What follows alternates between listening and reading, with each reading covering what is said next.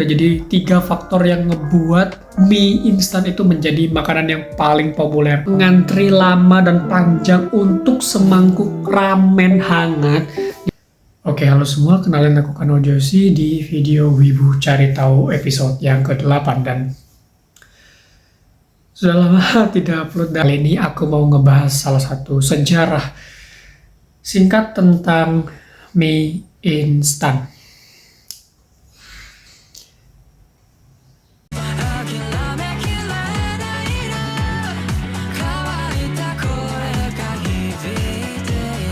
Jadi kita mulai dulu dari apa itu mie instan. Mungkin udah ada yang, bukan udah ada ya, pasti semua orang sudah familiar dengan mie instan itu apa. Mie instan itu adalah yang sudah dikukus, digoreng, dan dikeringkan terlebih dahulu agar dapat disajikan dengan menambahkan air panas dan bumbu yang sudah ada di bungkusnya. Bahkan ada yang tanpa bumbu, jadi tinggal seduh ya. Adonan mie instan ini umumnya terdiri dari campuran tepung terigu, air, minyak goreng, dan juga garam. Makanan yang paling disukai di seluruh dunia karena ada 3 faktor yang ngebuat makanan ini menjadi salah satu yang terpopuler di dunia. Pertama itu murah, sehingga semua orang mungkin pernah merasakannya karena murah. Yang kedua itu praktis, jadi nggak perlu ribet bikinnya gimana. Buat yang males bikin atau buat yang kesulitan butuh alat macam-macam, ini teratasi. Dan yang ketiga adalah rasanya yang relatif enak, murah, praktis, dan juga enak. Itu udah jadi 3 faktor yang ngebuat mie instan itu menjadi makanan yang paling populer. Paling populer sih kurang tahu ya, mungkin yang terbilang sangat-sangat populer lah. Bahkan siapa sih yang nggak pernah makan mie instan gitu? Mungkin dikit presentasi orang yang mengejar atau mengetahui kuliner pasti pernah lah setidaknya sekali makan yang namanya mie instan itu. Kita masuk ke siapa penemu mie instan. Penemu mie instan itu berasal dari negara timur sana, Asia Timur, yaitu Jepang. Beliau ini dikenal dengan nama Momofuku Ando. Lahir tanggal 5 Maret 1910. Dia lahir di Bokushishi, Kagicho, Taiwan. Pada saat itu masih di bawah penjajahan Jepang ya, jadi masih di bawah kekaisaran Jepang. Dan sekarang itu berganti bernama Fuji di Kabupaten Chiai. Nama aslinya itu adalah Wu Pai Fu.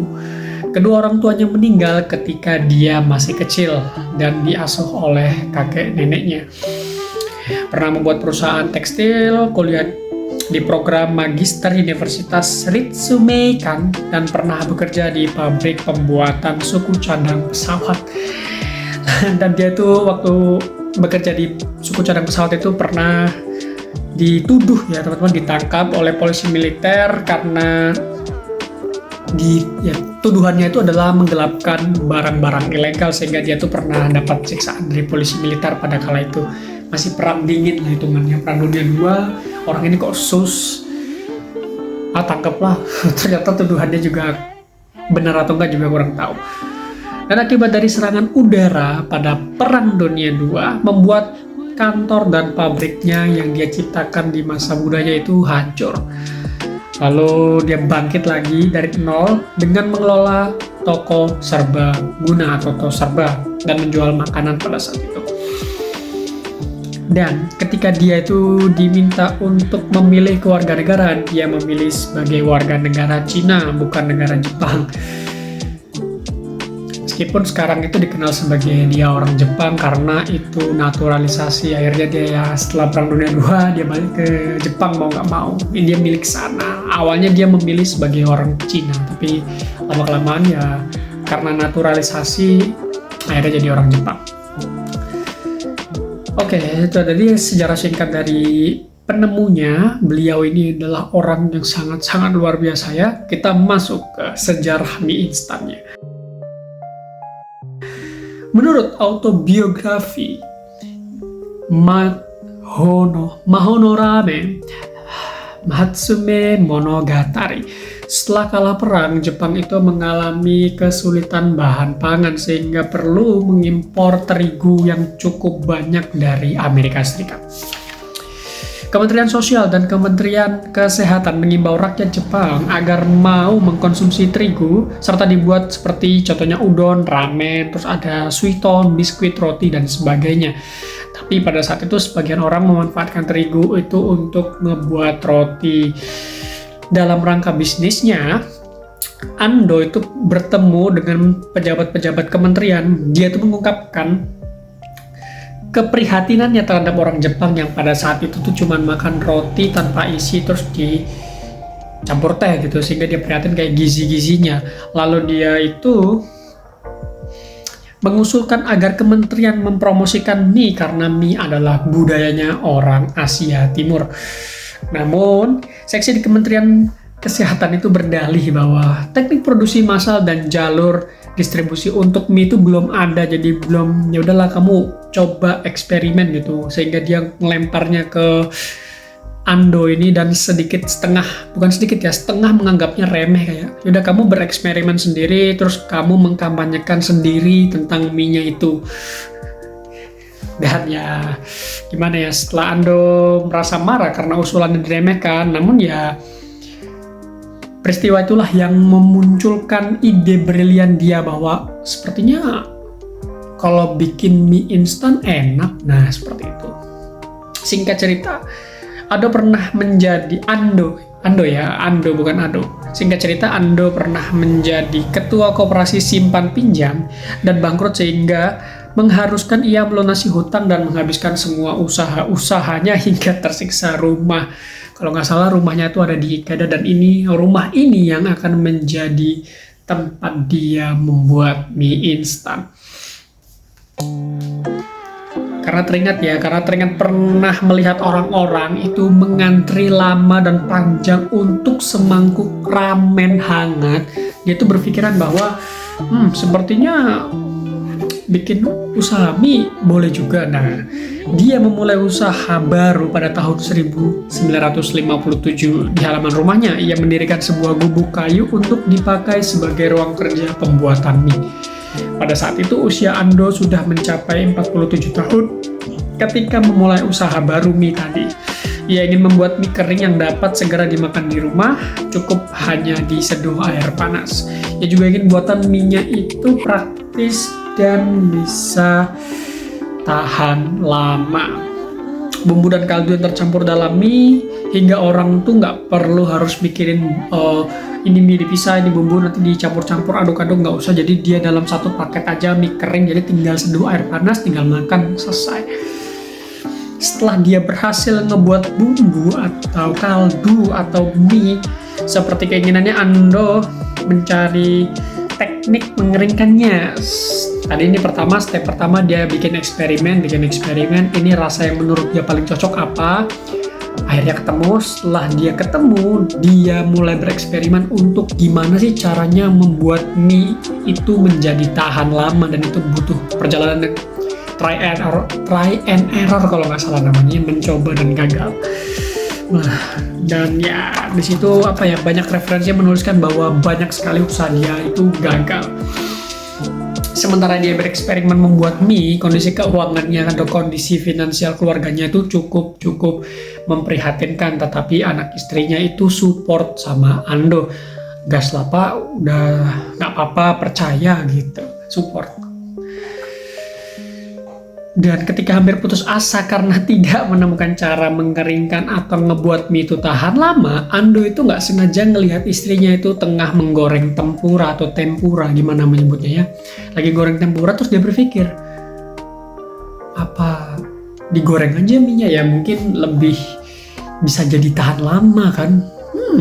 Patut dicoba. Dan lalu pada tahun atau tanggal 25 Agustus 1958, ketika Ando berusia 48 tahun, yaitu 1 tahun setelah dia mendirikan gubuknya untuk bereksperimen, ia meluncurkan produk mie instan yang disebutnya sebagai chicken ramen. Kalau penyebutan bahasa Jepangnya itu chicken ramen. Gimana ya nyebutnya, kalau salah tolong dikoreksi. Kuah mie yang dibuat dari sup kaldu ayam sehingga disebut sebagai chicken ramen. Jadi kaldunya itu ya kaldu ayam. Jadi chicken ramen, simple. Jadi ya segampang mie hanya perlu diletakkan dalam mangkok dan disiram air panas sebelum dapat dimakan. Dan chicken ramen itu masih terbilang cukup mahal untuk ukurannya pada waktu itu, yaitu dijual dengan harga 35 yen. 35 yen itu berapa ya kalau sekarang? Mungkin 35 yen pada tahun 1000 berapa ini? 1958 itu cukup tinggi ya nilainya, cukup mahal. Kayak berapa peraknya Indonesia mungkin. 500 rupiah di tahun segitu aja udah cukup, kayaknya besar nominalnya. Namun produknya itu sangat praktis ya teman-teman, sehingga laku. Pakai nanya kan, tadi ada 3 faktor yang ngebuat mie instan tuh menjadi populer dan disukai banyak orang. Dan ketika dia mendemonstrasikan itu, menjual itu, orang-orang yang langsung tertarik kayak, wow, ini sebuah inovasi baru yang dimana kita tuh suka mie dan kita bisa mendapatkan mie itu dengan mudah. Tinggal beli minyak, seduh air panas dan makan, nggak perlu ngantri lama-lama cuma buat makan mie. Biasanya kan ngantri di kedai ramen lama, di tokonya lama. Meledak dong produknya. Tadilah sebenarnya sejarah singkatnya, kalau ditelusuri lebih dalam lagi kayak perusahaannya apa jadi panjang. Jadi itu aja lah ya, singkat. Dan kali ini aku akan sedikit ngebahas tentang sejarah singkat mie instan itu masuk ke Indonesia. Nah, setelah Jepang tadi mulai melebarkan sayapnya ya, karena tadi bukan penelitian sih, lebih ke penemuannya Momofuku Ando ini sukses, mereka kayak sepertinya kita perlu mengekspansi mie instan ini lebih luas lagi. Kita jual di luar negeri, kita ekspor dan cuan. Duh, lempar 2 burung dapat 1 batu. Setelah Jepang sukses mengembangkan mie instan, mereka berniat menyebarkan ekspor produknya di luar negeri. Dan salah satunya 3 kali ngomongnya. Ya, salah satunya itu adalah Indonesia.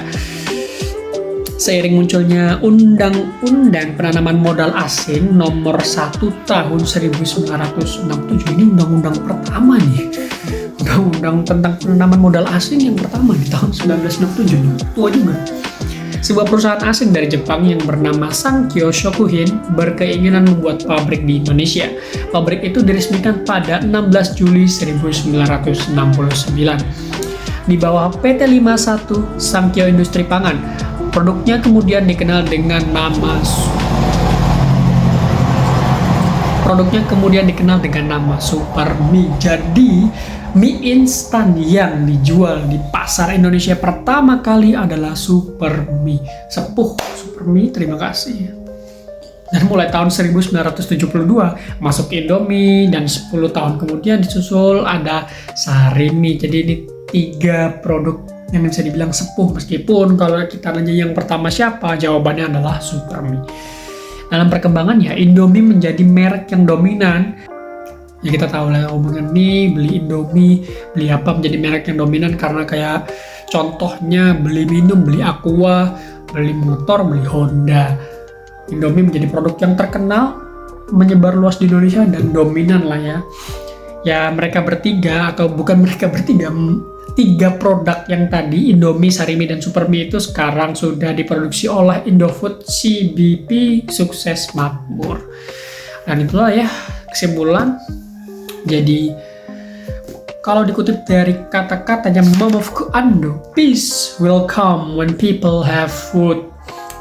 Ya intinya gampangannya tuh, perdamaian tuh akan datang kalau orang itu nggak lapar atau orang itu punya makanan. Dan itu adalah salah satu kata-kata yang memotivasi beliau untuk menciptakan atau berpikir ngebuat mie instan. Motivasinya tuh agak dalam dan filosofis ya. Dan sekian aja ya. Bagaimana menurut kalian? Apakah kalian menyukai mie instan, atau dari kalian sendiri tidak suka mie instan karena mie instan itu banyak sesuatu yang negatifnya gitu? Atau kalian, wah aku suka mie instan, aku makan tiap hari gitu. Oke, sekian aja untuk WCT episode ke-8, referensinya aku taruh di situ semua. Nah, ada koreksi silakan kita kasih. Peace will come when people have food. Luar biasa sekali ya.